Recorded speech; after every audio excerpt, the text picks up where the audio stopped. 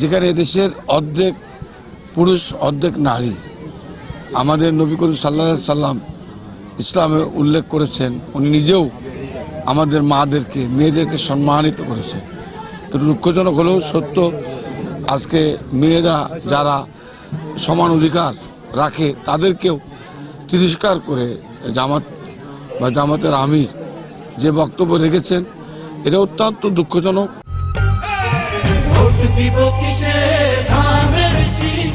আজকে সারা দেশের নারী সমাজ ফুঁসে উঠেছে, বিক্ষুব্ধ হয়েছে, কারণ তাদের জামাত ইসলামের কাছে তারা এটা প্রত্যাশা করেনি। কারণ তাদের এই আচরণটা আবারও বাংলাদেশের মানুষকে মনে করিয়ে দেয় 1971 সালে যে ভূমিকা তারা রেখেছিল আমাদের নারী সমাজের উপরে।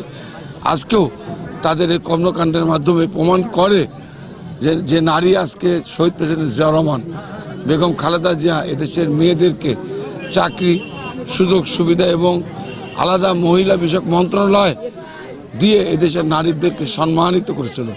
যে নারী আজকে বিভিন্ন প্রশাসন, বিভিন্ন চাকরি এবং কর্মকাণ্ডে তারা অংশগ্রহণ করেছে এবং নারী দেশের নারী প্রধানমন্ত্রী বেগম খালেদা জিয়া, সেখানে নারীদেরকে তারা ক্ষমতায় গেলে তাদেরকে ঘর থেকে বেরোতে দেবে না।